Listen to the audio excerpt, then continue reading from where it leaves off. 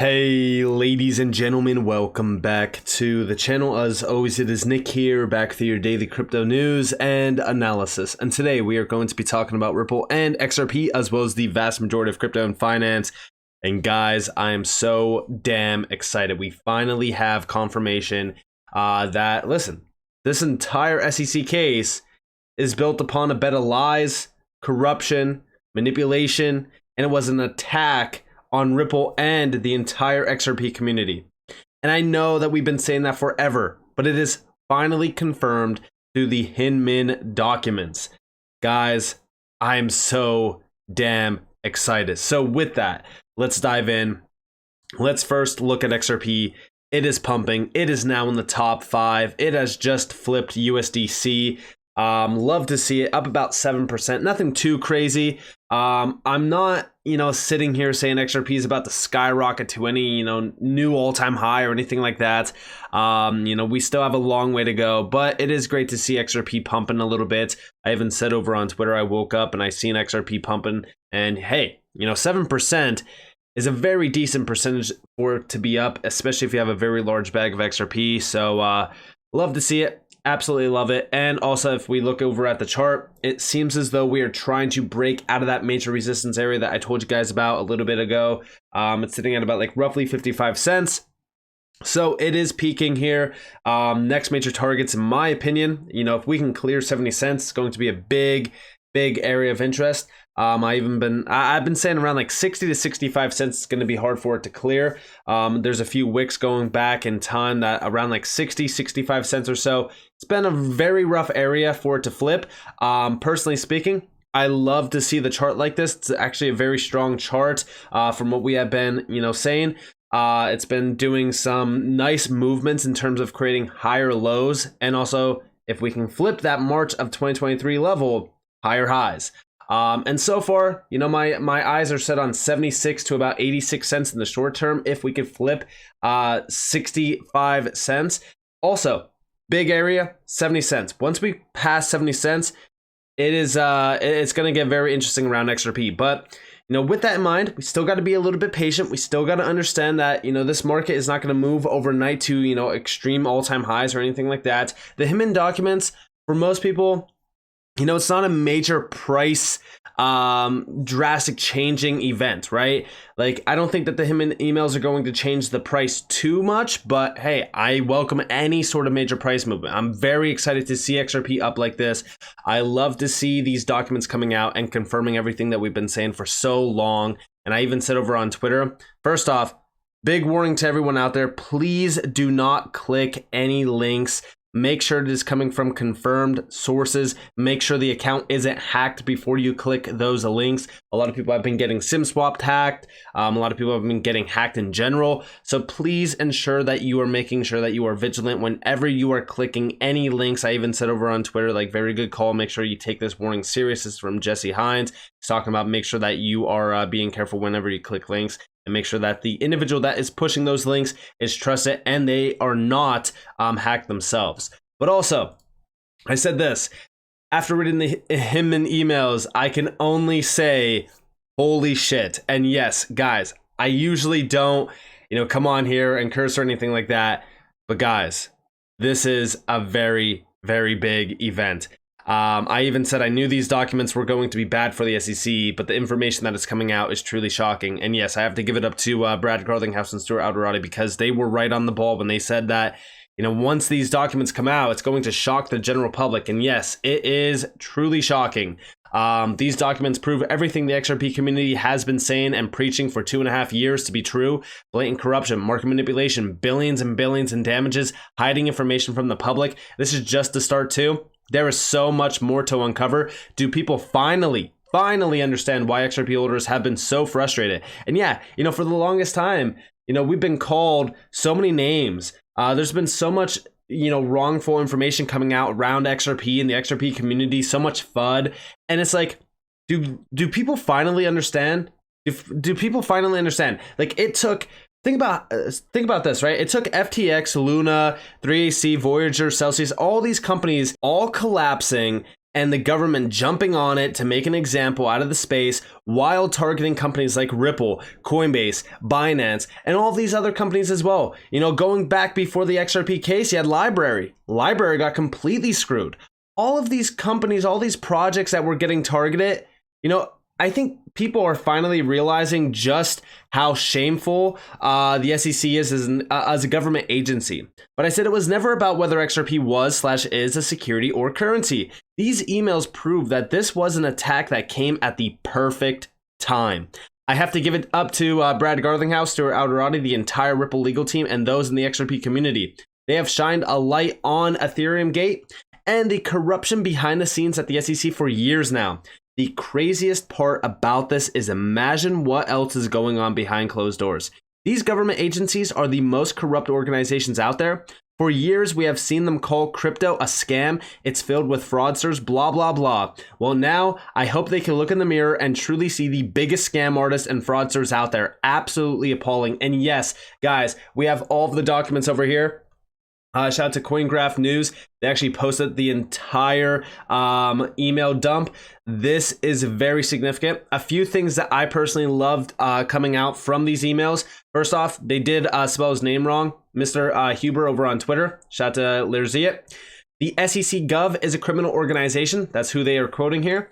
Check this out. So here we have, on June 4th, Hinman shared a draft of the speech with the SEC division heads and wrote that the proposed language about Ether is in brackets and would be used if we are all in agreement, and adding, we also have a call with Buterin later this week. This is absolutely ridiculous. To confirm our understanding of how the Ethereum Foundation operates, suggesting that the draft did not reflect Hinman's understanding of how the Ethereum Foundation operates. The SEC's Office of General Counsel proposed deleting the draft's language about Ether in its entirety. How crazy is that? Writing, we still have reservations about including a statement directly about Ether in the speech, in part because the statement would make it difficult for the agency to take a different position on Ethereum in the future. Wow. The SEC covering their ass again. Every single time that we have documents like this, it proves everything that we've been saying. Like, they have been trying to cover up information from the general public for so long. And here you have them literally reaching out to Buterin, right? Talking to them and confirming around how Ethereum operates, which we already know that there's been a lot of insider conversations about this. In my opinion, Ethereum got the free pass because it directly allowed individuals within the SEC to profit off of it, or at least move on to organizations outside of the SEC that would profit off it as well, which we already know from Jay Clayton's endeavors after the SEC. It's kind of wild. Over here, the OGC also wrote that Buterin likely has far more information that retail purchasers of Ethereum, which highlighted their concern that it does not follow that there is no longer an information asymmetry once a network becomes decentralized.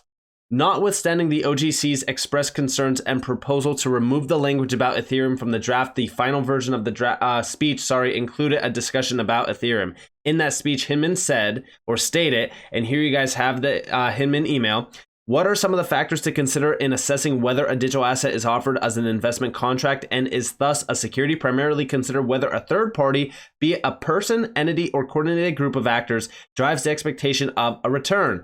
That question will always depend on the particular facts and circumstances, and this list is illustrative, not exhaustive. Is there a person or group that has sponsored or promoted the creation and sale of the digital asset, the efforts of whom play a significant role in the development and maintenance of the asset itself and its potential increase in value? Has this person or group retained a stake or other interest in the digital asset such that it would be motivated to expend efforts to cause an increase in value in the digital asset? Would purchasers reasonably believe such efforts will be undertaken and may result in a return on their investment in the digital asset? Then also over here, this is wild. So let me open these up in a new tab real quick. So here you have an email. So this is sent from my iPhone to Hinman, William Hinman, and you can see this. So the firms, but Bill, it occurs to us that you have a full financial conflict with your old firm, not just impartially one. Hence, you should not be having any meetings with your old firm, even group meetings. And here you guys have him responding. Let's talk live about my restrictions. Thanks. Again, this is with Simpson and Sullivan. And then also over here, check this out. This is again right around the same time. Bill, I got promoted to be co-head of the DC office. Not sure what an office head does, but I guess I will find out. I'm sure you are very interested in our internal BS over here. Not. Is there a headache for you coming to ad hoc next month? If folks from Simpson are there, we could sit out a month if it makes your life easier. Not really sure what I am talking about and may have it completely wrong, but I heard that there could be a hassle for you. And again, here you guys have William Hinman. Here's his SEC.gov email.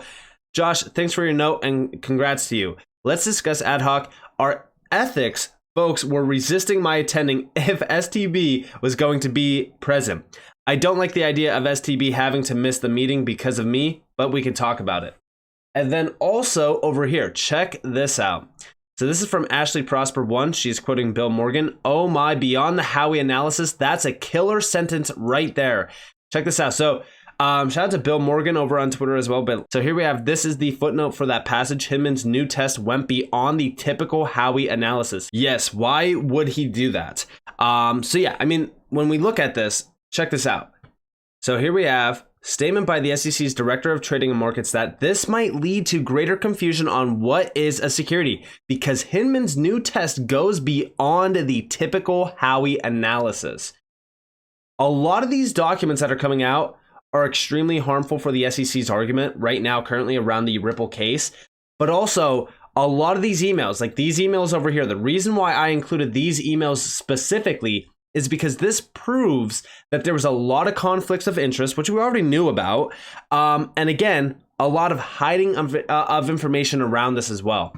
Now, also below this, we did get a few responses to a lot of these documents. A lot of people just kind of talking about ETHGate. But here's an actual mention of XRP as well. So here we have lockups for developers / promoters are indicational, I believe. Indicational of a non-security digital asset, with SEC brackets at 25 arguing that XRP is a security due to founder lockups and Ripple's XRP escrow. So that's what they are arguing around XRP, which we already kind of knew about. And then down here, we do see here is the first of 2 extracts covering a passage in Rule 56.1 statement. There was some internal debate about whether to include Ethereum. No problem. Let's just call Buterin for an unbiased opinion on how Ethereum works. We will just trust what he says. But what about Ripple with XRP? Like, was there any, calls to Brad Garlinghouse? Absolutely not. Of course not. Why would there be? And then also over here from Crypto Airy. So, oh right, remember, people didn't believe EthereumGate was real. Fact, before making a blanket statement on Ethereum, the SEC went to Buterin or his counsel to discuss. Discuss what? I thought determining if an asset is a security or not was based on law. I also thought it was very clear, right? Everything's transparent around, these laws. And, it's so easy to see if something is a security or a currency. Well, apparently not, considering the fact that they had to call Buterin himself. But then also Fred Rispoli went out and made a few statements. So we do see, after looking at the unredacted Ripple opposition to the SEC MSJ and Rule 56.1, it's disgusting how the SEC Gov operated, disgusting how it let Hinman get away with that speech, disgusting how the SEC purposefully made it official behind the scenes policy to deliberatively sow market confusion.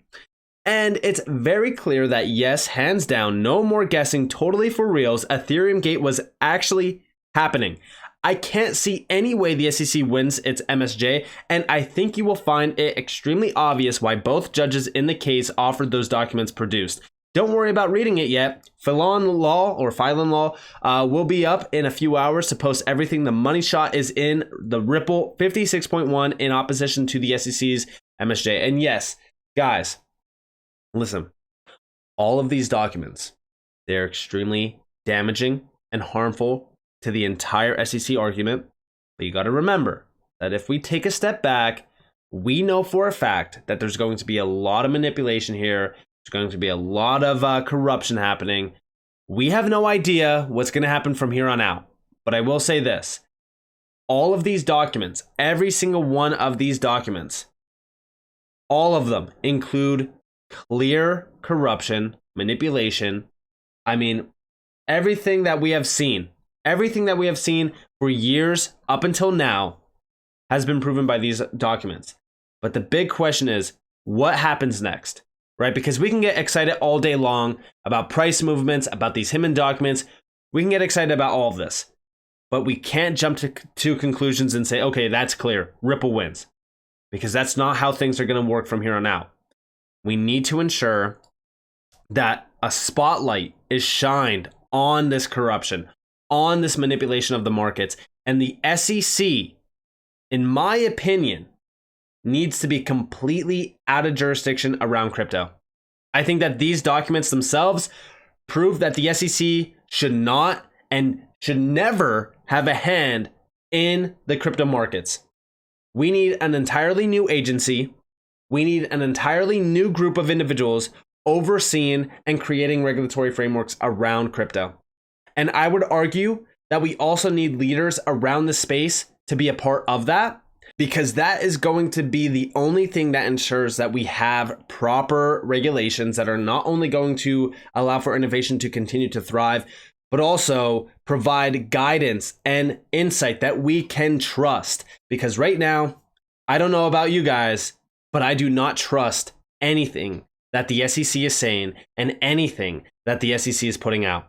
Let me know what you guys think down in the comments below, though. I'd love to hear your thoughts. With that being said, if you guys did enjoy the video, definitely hit that like button, subscribe, turn notifications on because more free content. You guys are more than welcome to follow me on Twitter and join the free Discord down in the description below.